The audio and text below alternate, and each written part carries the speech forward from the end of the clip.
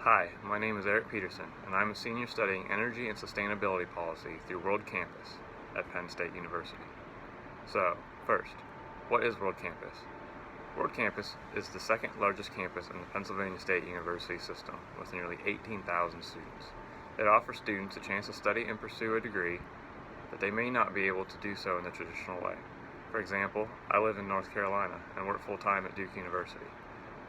World Campus has allowed me to attend Penn State, a university I have always wanted to attend, without disrupting my career. In fact, I have been able to directly apply lessons gained through my coursework to real-life scenarios on the job. This is not something easily done in the traditional college setting. All classes are online, but taught with the same material and often by the same faculty that teach those students attending in person. One of the benefits I have found to be the most useful is the flexibility and variety these classes have offered. Lessons can be more interactive and more up-to-date by utilizing articles and websites found online. Why did I choose Energy and Sustainability Policy? Launched in 2010, the degree program was developed by the College of Earth and Mineral Sciences. The curriculum is designed to teach students to analyze and communicate diverse information about global trends in energy policy, technologies, and economics. That's the formal description. But why did I decide to pursue it? A couple reasons. One, I work as a project manager here at Duke University and have been in the construction and design field for the last 14 years, exclusively in the commercial and healthcare sectors. During that time, I've had the opportunity to work on buildings ranging from a couple hundred square foot renovations to 400,000 square foot standalone hospitals. One thing I have found is that buildings in their current form are incredibly inefficient, from construction through their usable life. And while everybody wants to improve this, there are very few that take this beyond a passing interest. I would like to be one of the ones to change that. Second, and personally the most important to me, is that climate change is real and needs to be addressed. In my opinion, this will be best done through a combination of policy actions focusing on conservation and efficiency. I found early that while many people share this opinion, most people really don't know what to do. And more importantly, it is very difficult to persuade others to help with an issue when you yourself don't really understand it. And this is too important of an issue to not understand. This brings us to why I'm here at Duke on a Sunday afternoon. As part of my degree curriculum, we are to do a capstone project on a current policy or issue and provide analysis and recommendations. Mine is concerning a proposal to build a combined heat and power plant, or CHP, here on campus.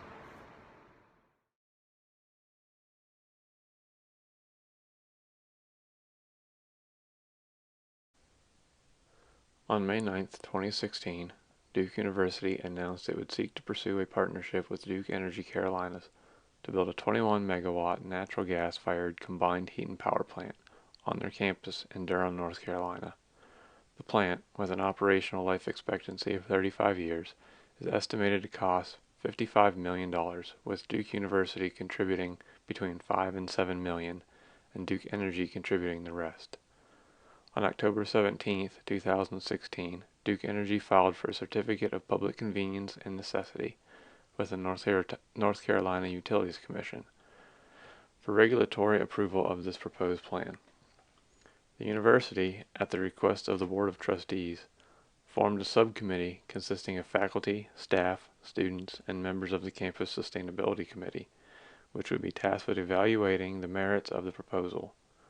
On October 25, 2016, Duke hosted an open discussion, providing an opportunity for campus stakeholders to share information and discuss the proposal. This open discussion was well attended, with representatives from the community and students being asked questions and to hear from the members of the subcommittee. Shortly after, December 1, 2016, Duke Energy requested that the North Carolina Utilities Commission suspend the procedural schedule for this plant until May of the following year. The Commission agreed and suspended the procedural schedule on January 18, 2017, with no scheduled date to resume proceedings. A second panel discussion, again open to the public and all stakeholders, and allowing questions to be submitted online, was held on March 27, 2017. This discussion was much more contentious than the first. Both those who support and those who oppose were granted the opportunity to speak directly to the subcommittee, along with university and industry professionals and governmental representatives. The forum was met with protests by pro-environmental groups and concerned citizens. This was followed by a report submitted by the subcommittee to the Duke University Board of Trustees on April 7, 2017. Duke described the plant as a significant step towards reducing its greenhouse gas emissions and carbon footprint while being able to provide a reliable source of power, heat, and steam for campus and the adjoining medical center. This new plant would also aid in replacing aging infrastructure and allow for a future move towards the increased use of biofuels. The plans were met almost immediately by local opposition from students, faculty, Durham residents, alumni, off-campus organizations, and residents of North Carolina. They stated a number of concerns, including climate change, the environment, environmental justice, increased and sustained use of natural gas acquired by hydraulic fracking, concerns about the economic partnership with Duke Energy, increase in rate-based pricing to pay for the plant, and economic justice concerns.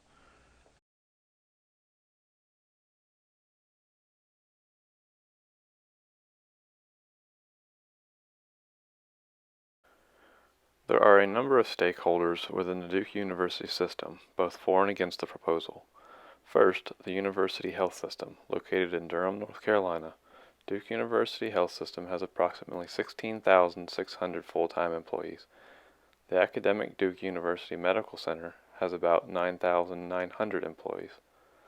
They are funded by a series of National Institutes of Health grants, annual funds from the National Institute of Health, research funding from local and international sources, and 152 active externally funded grants. Duke University Health Systems has two primary reasons for support of the CHP plant. First, it will provide a reliable power generation to the hospital in the case of an extended power outage. This is essential to patient care, and in the case of an extreme weather event, like a hurricane or national emergency, the ability of the hospital to remain open and functioning is critical. The second reason is the ability to create steam and hot water, two things vital to the operation of a hospital. The plant would allow the university and health system to remove themselves from the grid during such an event, thereby islanding themselves from the rest of the grid and allowing for continued power and operation. Currently, the campus's emergency power is generated from two large diesel-powered generators. Next is the university itself, which also supports the plant. Not as large as the health system, the university has 8,500 full and part-time employees. A private university, Duke Endowment was comprised of more than 4,800 individual funds totaling approximately $6.8 billion. In addition to the two reasons mentioned shared with the health system, the university also is interested in the plant's ability to reduce greenhouse gas emissions and efficiency gains. In the potential partnership with Duke Energy, the university estimated it would realize financial savings in the realm of $1 to $2 million per year due to efficiency gains contrasted with other options. There is also the option of moving the plant away from natural gas and towards cleaner biofuels.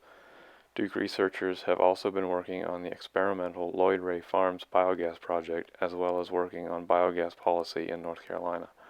They believe that immediate pursuit of biogas would have the best chance of activating broader commitments to biogas from other institutions and allow the university to slowly transition from natural gas to a higher percentage of biogas. Duke's Facilities Management Department is also in support of the plant. Also known as FMD, they manage the operations and maintenance for campus facilities, grounds, and utilities, oversee project planning, coordinate design, renovation, and construction for the overall operations of the university. They support the plant for the same reasons as previously stated for the university and medical system. The fact that they provide oversight and management for the utilities on campus does give them a more hands-on role and allows them to define aspects from a purely numbers standpoint that is often lost on the overall scheme. FMD staff have calculated the university will need an increased steam capacity starting in 2024 and an increased hot water capacity starting in 2022. Absent the construction of a CHP plant, the university estimates that an additional $18 million to $28 million will be needed to expand upon the alternative infrastructure and infrastructure improvements by 2024 in order to meet those increased steam and hot water demands. Duke Energy, who the university would be collaborating with, has around 29,000 employees and is headquartered in Charlotte, North Carolina. They are one of the largest energy providers in the country, with a 2016 operating revenue of $22.75 billion. This partnership would require Duke University to purchase thermal energy and steam from the plant and allow Duke Energy to accept electricity generated from the plant, making it part of their fleet of electricity production facilities. The construction of a CHP also allows Duke Energy to take a positive step towards reducing their greenhouse gas emissions by moving in a direction away from traditional coal-fired plants. There are also a number of stakeholders with mixed opinions, namely Duke students, faculty, alumni, and staff, as well as citizens of Durham. The city itself supports the proposal, stating that it would keep the hospital and campus running in the event of a natural disaster or emergency. It would also act as a backup source of power for the city, since the plant will be plugged into the local grid. And the third is that the plant is the most economical option for the area. In addition, since Duke and the community will pay for a portion of the cost, it makes the most sense from an economic perspective. The citizens of Durham, of which there are around 246,000 living within the city limits, are mixed on the proposal. During the open panel discussion, community members were permitted to express their concerns about the plant's construction. They offered a number of reasons for this, ranging from concerns about the emissions coming from the gas-fired plant to operation of the partnership with Duke Energy. Two main activist groups also expressed their opposition. Locally, NC Warn, a 501c3 nonprofit organization headquartered in Durham, believes that Duke should seek a renewable solution that is carbon neutral, does not emit methane gas, and does not include any of the fossil fuels. Interestingly, they wrote a white paper in 2013 promoting the increased development of CHP plants in North Carolina. Also, the Natural Resources Defense Council has come out in opposition. Located in New York, NRDC is primarily a membership-driven organization with a membership of 2.4 million people. The NRDC believes that the main intent is to grow the hospital and university's campus. They stated in a March 27th forum that they have offered our expertise to look at in detail the university's thermal and electricity needs and look at what capacity the university has to make alternative decisions in the terms of investing in efficiency and renewables. At no point were any details given to us other than reports justifying the CHP plant. They also believe that rather than the CHP plant being a replacement for a coal plant, Duke Energy is going to use it as an add-on. They have suggested Duke look into more renewable sources for power and steam production, and to be a leader in developing new technology to solve these problems.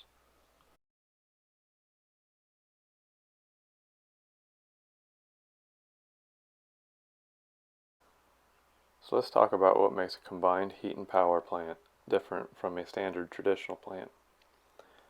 As you can see in this graphic, a 1 megawatt natural gas engine in a combined heat and power application converts 100 units of fuel into 35 units of electricity and 50 units of heat while losing only 15 units to energy. With conventional generation, the losses are much more substantial. It takes 165 units of fuel to produce the same amount of electricity and heat, with total losses of 80 units of energy. This means that a combined heat and power plant is 85% efficient with the fuel used, while a traditional conventional generation plant is only 48% efficient.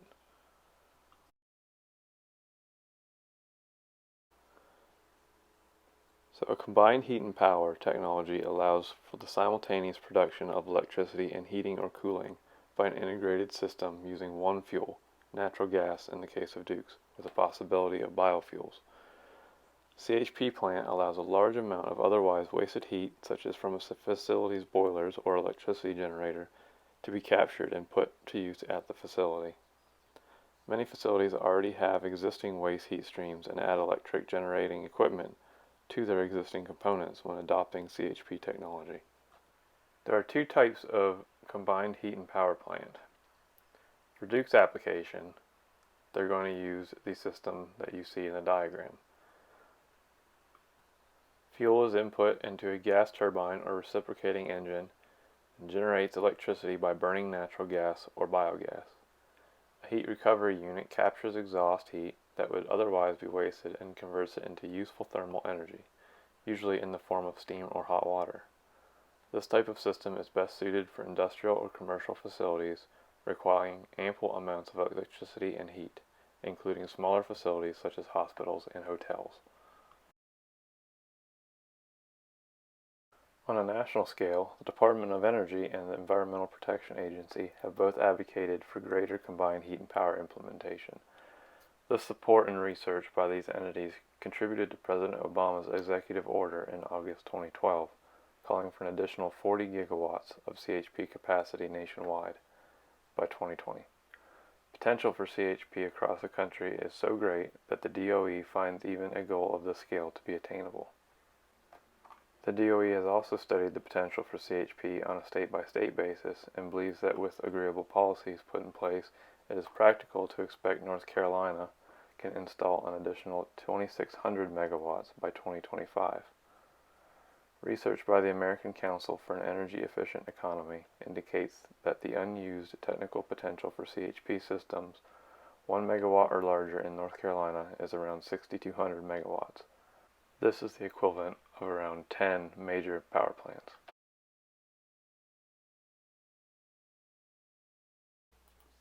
Electricity and steam have been supplied to Duke since the early 1920s via two steam plants. The first was the East Campus steam plant, built in 1926. At the time of its construction, it was considered state-of-the-art. Georgian architecture with decorative brickwork, two-story tall window arches, and interior oak finishes. The plant supplied steam throughout East Campus until around 1978, when it was closed. The second steam plant, set on West Campus, was built in the same style in 1929. Both were fired by coal, the East Campus plant until 1978 and the West Campus plant until 2009, and both were renovated in 2009 to run on natural gas. This renovation allowed Duke to be coal-free by April 2012. At the time, these renovations were heralded as huge step forwards environmentally and technologically for the university. "It really is a historic renovation," said Floyd Williams, who manages the project for facilities management. "We're taking buildings and adding state-of-the-art technology to produce steam at high efficiency and with ultra-low emissions." A local engineering firm was tasked with designing a plant that would not only meet Duke's technical requirements, but also fit the aesthetic on campus. Fortunately, they were able to salvage the original facade and reduce the overall footprint of the site while adding state-of-the-art technology. A unique energy-saving feature on the West Campus steam plant is the Custom Flue Gas Heat Recovery System, or HRS. The HRS uses energy from stacked gas to boost condensate return temperature and preheat makeup water upstream of its entry point at the deaerator. It features two non-condensing heat exchangers, one fully condensing stainless steel module, and its own supply fan. Plant energy savings and extra unfired capacity during the summer is 4,000 MBH, while winter recovery rates can climb to more than 10,000 MBH. Boosted by energy recovery and the nearly year-round baseload hours, New Boiler 1 and New Boiler 2 annual fuel-to-steam efficiencies are expected to be nearly 90%. One of the major drivers of these projects, besides the need to increase steam capacity, was to move forward towards Duke's overall goal to become a climate-neutral campus, a commitment by President Richard Broadhead in 2007 as part of the American Colleges and University President's Climate Commitment. The West Campus plant was the most visible and had the greatest impact on the university and hospital campuses. The plant provides steam for space and process heating to more than 7 million square feet of facilities, including clinical research and medical facilities, year-round. The plant contains 6 boilers and can produce up to 420,000 pounds of steam per hour at 150 psi. Prior to the renovation, which involved the replacement of aging coal-fired boilers with modern gas-oil-fired units and major upgrades to all site and plant systems, the plant burned more than 50,000 tons of coal per year. Situated on a main campus road, fittingly named Coal Pile Drive, The plant and its coal pile were visible from both the university's buildings and the main hospital buildings. Coal was brought in daily on semi-trucks and deposited in an open-pit storage facility. The conversion of Duke's original coal-fired plants to natural gas shows the university's increasing commitment to sustainable resources consumption and a reduction of emissions. The proposed CHP plant is intended to be an extension of that commitment. With the increased reliability in electricity generation and potential cost savings, estimated to be between 1 and 2 million annually, the CHP was considered the best available option. According to the subcommittee, subsequent statements by Duke University officials have signaled that Duke University's interest in the plant is strongly contingent on the university's ability to convert the plant to non-fossil biogas eventually, and the university's ability to exit the agreement should cleaner solutions become available.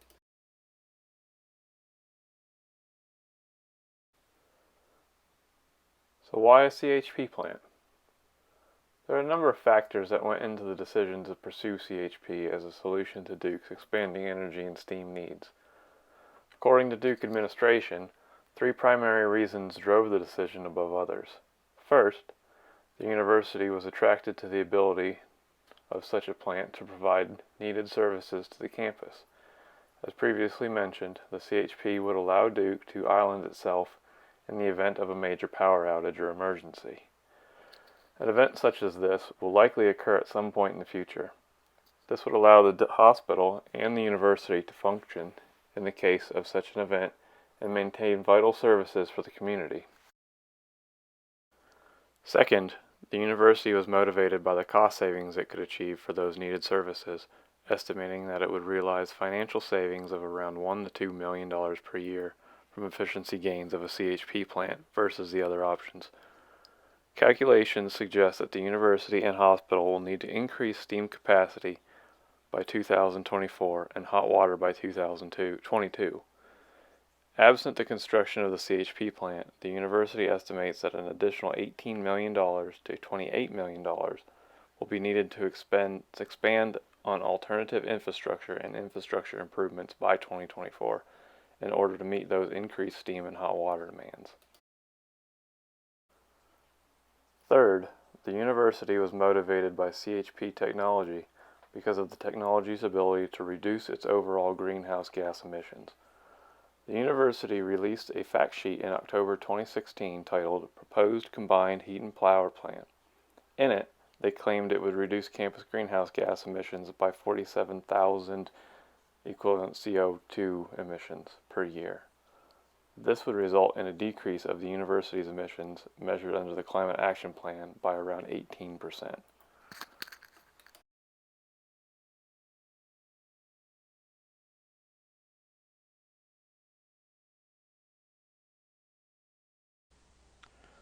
So where has Duke fallen short?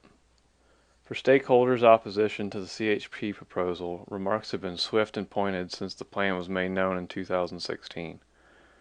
During the April meeting, stakeholders raised concerns about the perceived lack of transparency surrounding the CHP proposal, as well as the emissions from the plant, with some asking for continued debate before the university makes a final decision on the project. Those with concerns were able to voice their opinions directly to members of the subcommittee. Those who could not make it were given the opportunity to express their opinions via a Google Forms website. All comments for and against were added to the committee's final report. There have been a number of critiques repeatedly expressed concerning the process.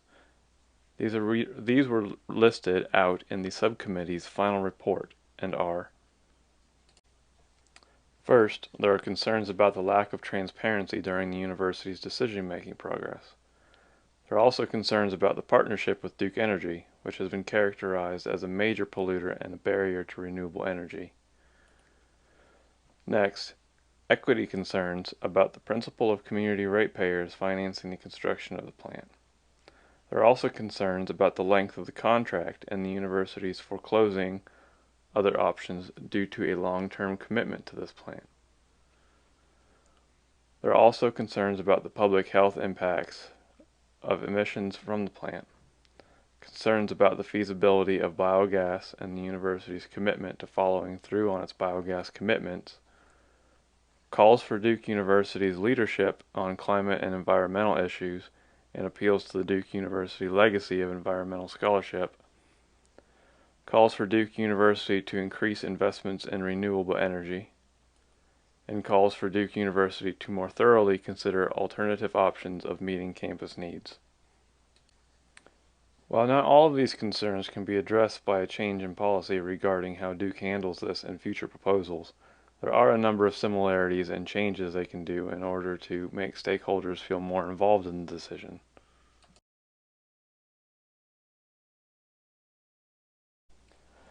Duke University, while paired with Duke Energy, is the driving force behind the CHP plant proposal. While they are responsible for the well-being of their students and patients, they are also stewards to the community of Durham and the state of North Carolina. Initially, Duke, specifically FMD, was legally prohibited by a non-disclosure agreement with Duke Energy from discussing the plant proposal with the public. While this agreement restricted FMD to some degree, they could have been more involved. They could have involved the stakeholders more in the initial talks and negotiations. Tim Profeta, who is also co-chair of the Campus Sustainability Committee, noted that the committee was never consulted last year on the proposal. Rather, he said, there may have been a passing reference to a plan being in the works. The university is supposed to be a pretty egalitarian place, with faculty council, student council, and others having input on decisions like this. And that didn't happen here, said Drew Schindel, professor of climate science in the Nicholas School of the Environment. The stakeholder animosity towards Duke, or more specifically towards the process in which the proposal came to be, needs to be addressed with community members, students, alumni, and faculty. Two common themes have been consistent through the comments, both online and during the public forums. First, transparency, or lack of, is a leading cause of concern with those not directly involved in the process. At least 8 people during the forum specifically cited lack of transparency as a primary reason for their opposition, while others used words like secrecy, hiding, dishonest, deceptive, and lying. The perceived lack of transparency has led many of those opposed to believe that Duke is not acting in their best interest. One comment from the public Q&A summed up this point well. Many of the comments tonight have not been with a concern that the university has to do something, but it's the process by which you've done and asked us to trust you when we have seen how you've gone about this problem.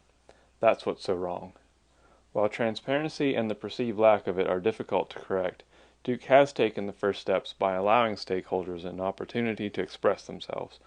However, at this point, Duke is seen as untrustworthy. Rather than address this directly, a third-party moderator should be brought in to act as a liaison between the university and its stakeholders. Those who cited transparency often justified it as a way for Duke to hide or misstate facts about the plant in order to make it look like a better option than it actually is. To correct that, the second step of this policy is education. During the stakeholder forum, there were many alternative solutions suggested, including solar, geothermal, large-scale power storage, wind, and the generic term renewables. While these are all good options, they will not meet the demands of Duke University and the health system. While listening to those who suggested that the answer lay in renewables, it was evident that there was a disconnect in the understanding of the limitations for these technologies. As previously mentioned, the CHP plant would produce heat to the campus, not electricity. Therefore, solar would not be considered a direct substitute. Concerning electricity alone, the university requires electrical power around the clock. Unfortunately, solar systems cannot generate at night, nor are they steady in output, nor is the technology storage advanced enough to economically or feasibly make up for the balance of energy needs. FMD has studied and continues to study options for integrating renewable energy into the campus supply mix. Currently, there is the equivalent of 163 kilowatts in solar PV and solar thermal installed on campus, and a proposed additional 4 megawatts in the 2017 CAP update.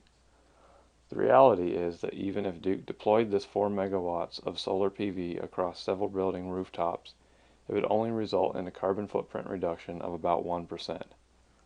Duke University should sponsor and hold a workshop to help educate the community to the current state of renewables.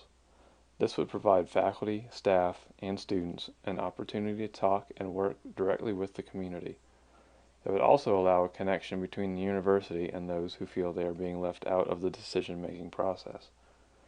There is a perceived wall separating those who are part of campus and those who live in the community of Durham. This could help bring the two groups closer together. An alternative would be to allow this to be a student-run workshop. That would provide students a chance to work with people outside of their field and give them valuable exposure to working with the public and the community.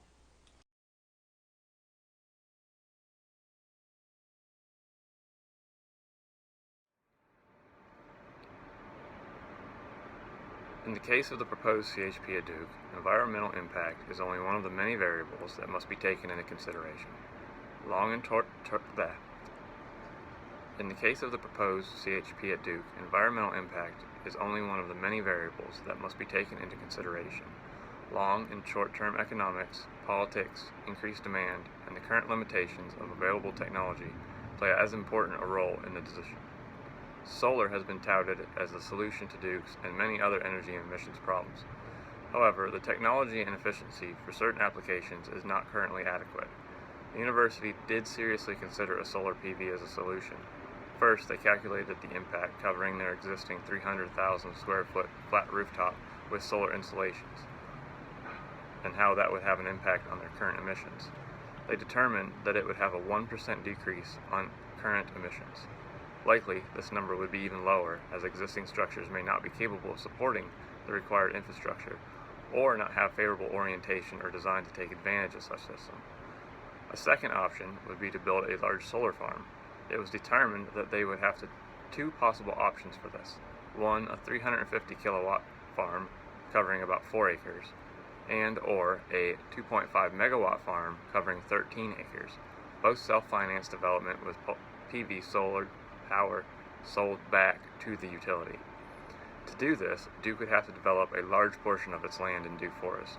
Duke Forest consists of over 7,000 acres of forested land and open fields in Durham, Orange, and Alamance counties. It has been managed for teaching and research purposes since 1931 and has managed to ensure the protection of its natural resources. Destruction of so much valuable ecological sensitive habitat has its own challenges without addressing all of Duke needs, mainly the hospital thermal requirements. The university would have to develop over 400 acres to provide equivalent carbon footprint reductions of the CHP plant, which is around 2/3 of West Campus alone. Even an installation of that size would only provide a fraction of the required electricity needs by campus. Biomass and energy storage solutions were also considered, but deemed too unrealistic to further significant exploration. While the continued use of natural gas is not ideal, the construction of a CHP plant is a step in the right direction. It is also in line with what Duke has currently been doing and pledged to continue to do through their CAP. The key to this being successful is for Duke to follow through on their promise to use and continually increase their use of biogas and not allow reduced investment in other alternative power generation. As costs continue to decrease and efficiency continues to increase, this should be more attainable. The university has already invested 163 kilowatts of solar with a goal to increase the total capacity to 4 megawatts, and has a feasible plan with Loy Farms to be able to accomplish their desired goals. The construction of a CHP plant simultaneously increases the reliability of energy systems on campus, supports the university's reduction in fossil fuels, provides a reliable source of power for the community, campus, and health system, and supports the development of the biogas market. There is no perfect solution, but the proposed CHP is a huge step in the right direction.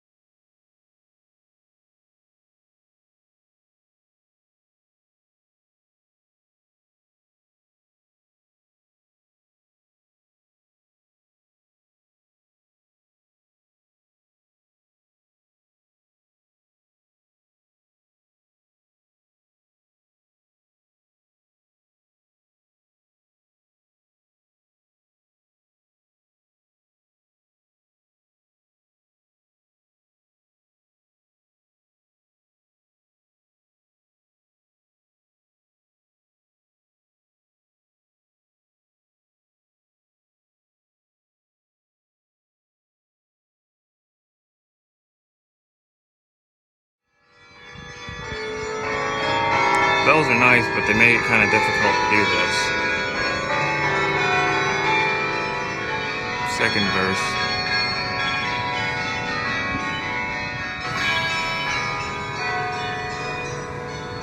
I didn't realize they were going to play the entire album.